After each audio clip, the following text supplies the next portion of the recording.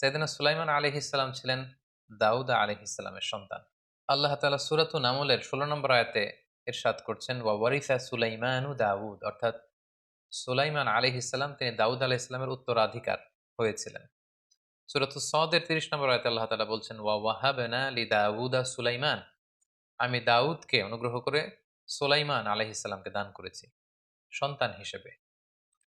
সূরাতুন নামলের ১৫ নম্বর আয়াতে আল্লাহ তাআলা ইরশাদ করছেন, ওয়ালাকাদ আতাইনা দাউদা ওয়া সুলাইমানা ইলমা, আমি দাউদ এবং সুলাইমান বাপ বেটা উভয়কেই জ্ঞান দান করেছি। সেদিনা সুলাইমান আলাইহিস সালাম তিনি বাল্যকাল থেকেই, অর্থাৎ ছোটবেলা থেকে অত্যন্ত বিরল প্রতিভার অধিকারী একজন কিশোর ছিলেন। আল্লাহ তাআলার দেয়া বিশেষ বুদ্ধিমত্তার অধিকারী তিনি ছিলেন, যেটি কোরআনের একটি ঘটনা এবং হাদিসের একটি ঘটনার আলোকে আমরা খুব সহজেই বুঝতে পারব। প্রথম যে ঘটনাটি সেটি আমরা কোরআন থেকে রেফার করব। সূরাতুল আম্বিয়ার ৭৮ নম্বর আয়াতে আল্লাহ তাআলা একটি ঘটনা উল্লেখ করেছেন। আল্লাহ তাআলা বলছেন, ওয়া দাউদা ওয়া সুলাইমানা ইয ইয়াহকুমানি ফিল হারথ, হে নবী স্মরণ করুন সে সময়ের কথা যখন দাউদ আলাইহিস সালাম এবং সুলাইমান আলাইহিস সালাম তারা একটা ফসল ক্ষেতের ব্যাপারে একটা সিদ্ধান্ত দিয়েছিলেন দুজনেই। ইয নাফাশাত ফিহি গনামুল কওম, আর সেই ফসল ক্ষেতটা এক লোকের ছাগল এসে খেয়ে ফেলেছিল। ওয়া কুন্না লিহুকমিহিম শাহিদিন, আল্লাহ তাআলা বলছেন বাপ বেটা কি ফয়সালা দিয়েছিল আমি সেটা জানি। এই ফয়সালার ক্ষেত্রে ফাফাহামনাহা সুলাইমান, আমি সুলাইমানকে সঠিক বুঝটা দিয়েছি। ফয়সালা বাবাও দিয়েছেন দাউদ আলাইহিস সালাম, ছেলে সুলাইমান আলাইহিস সালাম তিনিও দিয়েছেন। কিন্তু আল্লাহ তাআলা বলছেন সুলাইমানের ফয়সালাটা, সুলাইমানের বিচার কার্যটা ছিল খুব সুন্দর বিচার কার্য। ব্যাপারটা কেমন ছিল? ব্যাপারটা হচ্ছে, এক লোক ছিল ফসল ক্ষেতের মালিক, আরেক লোক ছিল ছাগল পালের মালিক। তো ছাগল পাল যে ওই ব্যক্তির ফসল ক্ষেতের সব ফসল মাড়িয়ে ফসল খেয়ে সে সাবার করে দিয়ে এসেছে। সে এসে দাউদ আলাইহিস সালাম যেহেতু কিং বিচার দিয়েছেন। দাউদ আলাইহিস সালাম ফায়সালা দিয়েছেন, ঠিক আছে, ছাগল যেহেতু তোমার ফসল ক্ষেত নষ্ট করেছে, তুমি ছাগলের মালিক হয়ে যাবে, ছাগলগুলো নিয়ে যাও। তো বেচারা খুশি হয়ে ছাগল নিয়ে যখন ফিরছিল, তখন পথিমধ্যে দাউদ আলাইহিস সালামের সন্তান সুলাইমান আলাইহিস সালামের সাথে দেখা। সুলাইমান আলাইহিস সালাম বললেন, কি ঘটনা? তারা খুলে বলল, এমন ঘটনা। আব্বা কি ফায়সালা দিয়েছে? এমন ফায়সালা দিয়েছে। তখন সুলাইমান আলাইহিস সালাম বললেন, আসলে আমি যদি ফায়সালা দিতাম তাহলে ভিন্নভাবে দিতাম। বাবার কাছে যেয়ে বললেন, বাবা আপনি ফায়সালা দিয়েছেন একরকম, আমি দিতাম অন্যরকম। দাউদ আলাইহিস সালাম বললেন, কি ফায়সালা দিতে তুমি শুনি? সুলাইমান আলাইহিস সালাম বললেন, যেহেতু ছাগল যে ফসল নষ্ট করেছে, ফসলের মালিক ছাগলগুলো নিয়ে যাবে। নিয়ে সে ছাগলগুলোর দুধ দহন করে খাবে, ছাগলের পশম থেকে উপকৃত হবে। আর ছাগল পালের মালিককে কিছুদিনের জন্য ফসল ক্ষেত অর্পণ করা হবে।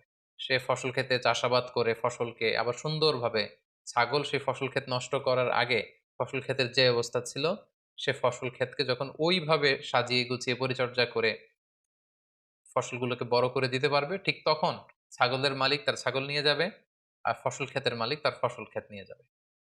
সাইয়েদনা দাউদ আলাইহিস সালাম বললেন, চমৎকার তো তোমার বিচারের রায়টি। ঠিক আছে, আমি আমার রায়টিকে উইথড্র করলাম। বরং সুলাইমান তুমি যে বিচারের রায় দিয়েছো তোমার বিচারটাই কার্যকর করা হলো। সুবহানাল্লাহি ওয়া বিহামদিহি। এই আয়াতের তাফসিরে কুরতুবিতে এবং ইবনে কাসিরে এই ঘটনাটি উল্লেখ হয়েছে। তাহলে এই ছোট্ট কিশোর সুলাইমান আলাইহিস সালাম তিনি কত চমৎকারভাবে এই বিচারের রায়টি দিলেন। এতে করে উভয়ই খুশি। ছাগলের মালিক তিনিও খুশি যে তার আর ছাগল হারানো লাগলো না। ফসল ক্ষেতকে ঠিক করে দিলেই হচ্ছে। এবং ফসলের ক্ষেতের মালিক সে খুশি, কারণ সে কিছুদিনের জন্য ছাগলের দুধ দহন করা এটার পশম থেকে উপকৃত হতে পারছে। উভয় পক্ষ খুশি হলো। আরেকটি ঘটনার উল্লেখ হয়েছে সহিহ বুখারীতে ৬৭৬৯ নম্বর হাদিসে। সেখানে সাইয়েদনা আবু হুরায়রা রাদিয়াল্লাহু তাআলা আনহু তিনি বর্ণনা করেন যে একবার দাউদ আলাইহিস সালামের কাছে দুজন মা আসলেন একটি সন্তানকে নিয়ে। এসে দুজনেই দাবি করতে লাগলেন এটা আমার সন্তান। দাউদ আলাইহিস সালাম জিজ্ঞেস করলেন, কি হয়েছে? তারা বলল যে আমাদের দুজনেরই সন্তান ছিল। তারও একটা ছেলে সন্তান ছিল, আমারও একটা ছেলে সন্তান ছিল। এবং খুবই ছোট্ট সন্তান, দুগ্ধপোষ্য। হঠাৎ আমরা একসাথে ছিলাম। একটা নেকড়ে এসে আমাদের একজন সন্তানকে এই নেকড়ে বাঘ নিয়ে গিয়েছে। ফলে যেই বাচ্চাটা অবশিষ্ট রয়েছে, দুজন মাই দাবি করতে লাগলো এটা আমার সন্তান। একজন মহিলা ছিল বয়সে বড়, আরেকজন ছিল ছোট। বয়স্ক মহিলাটা বলে এটা আমার সন্তান। তোমার সন্তানকে বাঘে খেয়েছে। আর অপেক্ষাকৃত অল্প বয়স্ক নারী সেও দাবি করতে লাগলো, না এটা আমার সন্তান, আমার নিজের সন্তান। নেকড়ে যে সন্তানকে নিয়ে গেছে এটা তোমার সন্তান। এই ঝগড়া সাইয়েদনা দাউদ আলাইহিস সালামের কাছ পর্যন্ত পৌঁছালো। দাউদ আলাইহিস সালাম বিস্তারিত তাদের কথা শুনে বয়স্ক মহিলার পক্ষে রায় দিলেন। বললেন যে এই সন্তানটা সে পাবে যে নারীটা বয়স্ক। এই বিচার কার্য শেষ, তারা যখন বেরিয়ে আসছে, সাইয়েদনা সুলাইমান আলাইহিস সালাম জিজ্ঞেস করলেন, আমার পিতা কি রায় দিয়েছে? তারা বলল যে এরকম রায় দিয়েছে। সুলাইমান আলাইহিস সালাম বললেন যে, আমি এটা নতুন করে একটা ফায়সালা দিতে চাই। আমি যদি বিচার করতাম অন্যভাবে করতাম। কিভাবে? তিনি বলতেন, মা যেহেতু ২ জন, সন্তান যেহেতু ১ জন, একটা ছুরি নিয়ে আসো। আমি সন্তানের ঠিক পেট বরাবর তাকে কেটে দ্বিখণ্ডিত করে অর্ধেক অংশ এই মহিলাকে দিব, অর্ধেক অংশ ওই মহিলাকে দিব। এবং সুলাইমান আলাইহিস সালামের কথা অনুযায়ী বড় ছুরি নিয়ে আসা হলো। তিনি যখন বাচ্চাটাকে ২ ভাগ করতে যাবেন, ঠিক তখনই অপেক্ষাকৃত যে মেয়েটার বয়স কম, তিনি চিৎকার দিয়ে উঠলেন। তিনি বললেন, "না, না, এই সন্তানকে আপনি কাটবেন না। আমি মিথ্যা বলেছি। এটা আমার সন্তান না। এটা ওই বয়স্ক মহিলার সন্তান। আপনি তাকেই দিয়ে দেন।" সুলাইমান আলাইহিস সালাম বললেন, "না, আমার ফায়সালা হচ্ছে এই সন্তান তোমার। বয়স্ক মহিলা মিথ্যা বলছে।" সুবহানাল্লাহ বিহামদিহি। তো দাউদ আলাইহিস সালাম জিজ্ঞেস করলেন, "কিভাবে এই ফায়সালা তুমি দিলে?" সুলাইমান আলাইহিস সালাম বললেন, "কোন মা তিনি কখনো চাইবেন না যে তার সন্তানকে হত্যা করা হোক। বরং তিনি এটা চাইবেন যে আমার সন্তান প্রয়োজনে অন্যের কাছে বড় হোক। অন্যের কাছে লালিত পালিত হয়ে সে তার জীবনটাকে পাক। তার জীবনটা যেন নষ্ট না হয়।" সো আমি যখন ছোট সন্তানকে করাত দিয়ে কাটতে চাচ্ছিলাম, বয়স্ক মহিলাটি টু শব্দটি করছে না। কিন্তু অল্প বয়স্ক নারীটি সে চিৎকার দিয়ে বলেছে যে, "আমাকে দেয়া লাগবে না। আমি মিথ্যা বলেছি। বরং এই সন্তানটি তাকেই দিয়ে দেয়া হোক।" এভাবেই আমি বুঝতে পেরেছি সন্তানটি এই মহিলার নয়, বরং অল্প বয়স্কা মহিলার। সাইয়েদনা দাউদ আলাইহিস সালাম খুশি হলেন এবং এভাবেই রায় দেয়া হলো। সম্মানিত সুধী, তাহলে দেখুন কোরআনের একটি ঘটনা এবং সহিহ বুখারীর আরেকটি ঘটনা থেকে আমরা বুঝতে পারি যে ছোটবেলা থেকেই আল্লাহর নবী সুলাইমান আলাইহিস সালাম কতটা বুদ্ধিমত্তার অধিকারী ছিলেন। সাইয়েদনা সুলাইমান আলাইহিস সালামকে আল্লাহ তাআলা বিশেষ কিছু নেয়ামত দান করেছেন যেগুলো অন্য নবীদেরকে দেয়া হয়নি। এগুলো ছিল স্পেশাল ব্লেসিংস টু সুলাইমান আলাইহিস সালাম। কারণ সাইয়েদনা সুলাইমান আলাইহিস সালাম আল্লাহ তাআলার কাছে এটা চেয়ে নিয়েছিলেন।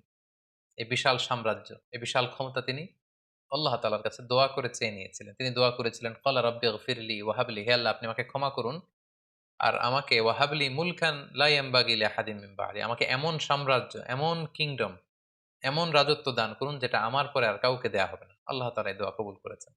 আল্লাহ তাআলা যে সমস্ত বিশেষ অনুগ্রহ বা নেয়ামত দিয়ে সাইয়েদনা সুলাইমান আলাইহিস সালামকে ধন্য করেছিলেন, তার মধ্যে ১ম নেয়ামতটি ছিল আল্লাহ তাআলা বাতাসকে সুলাইমান আলাইহিস সালামের অনুগত করে দিয়েছিলেন।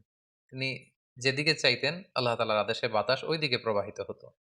সূরাতুল আম্বিয়ার ৮১ নম্বর আয়াতে আল্লাহ তাআলা ইরশাদ করছেন, ওয়ালি সুলাইমান আর-রিহা আসিফাতান তাজরি বিআমরি, আমি ঝঞ্ঝা বিক্ষুব্ধ বাতাসকে সুলাইমানের জন্য অনুগত করে দিয়েছি, আর এই বাতাস তার আদেশে প্রবাহিত হতো।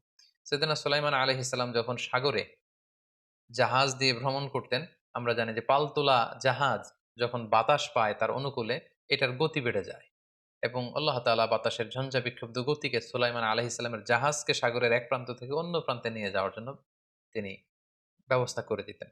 সূরাতুস সাবার ১২ নম্বর আয়াতে আল্লাহ তাআলা ইরশাদ করছেন, ওয়ালি সুলাইমান আর-রিহা গুদুহা শাহরুন ওয়া রাওয়াহুহা শাহর, অর্থাৎ আমি সুলাইমানের জন্য বাতাসকে বশীভূত করে দিয়েছি এবং এই বাতাসের সাহায্যে তিনি সকালে ১ মাসের পথ, সন্ধ্যায় ১ মাসের পথ অতিক্রম করতে পারতেন। সুবহানাল্লাহি ওয়া বিহামদিহি।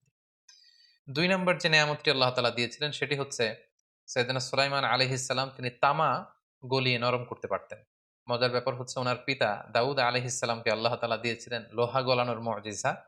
আর উনার পুত্র সুলাইমান আলাইহিস সালামের জন্য ছিল তামা গলানোর মুজিজা। আল্লাহ তাআলা বলছেন, ওয়া আসালনা লাহু আইনাল কিতর, আমি সুলাইমানের জন্য তামাকে গলিয়ে গলিয়ে প্রবাহিত করেছি। এটা দিয়ে সাইয়েদনা সুলাইমান আলাইহিস সালাম অনেক কিছু তৈরি করতে পারতেন। ৩ নাম্বার যে বিশেষ নেয়ামতটি আল্লাহ তাআলা সাইয়েদনা সুলাইমান আলাইহিস সালামের জন্য বরাদ্দ করেছিলেন সেটা হচ্ছে জিনদের উপর উনার কন্ট্রোল ছিল, কর্তৃত্ব ছিল, নিয়ন্ত্রণ ছিল। নবীদের মধ্যে কোন নবীকে আল্লাহ তাআলা জিনদের প্রতি এতটা কর্তৃত্ব পরায়ণ করেননি যেমনটা তিনি করেছিলেন সাইয়েদনা সুলাইমান আলাইহিস সালামকে। আল্লাহ তাআলা বলছেন, ওয়া মিনাল জিন্নি মান ইয়া'মালু বাইনা ইয়াদাইহি বিইذনি রাব্বিহ, আল্লাহর আদেশে জিনেরা ওনার সামনে কাজ করত। যেটাই অর্ডার করত জিনরা সেটা তামিল করত, করে দিত।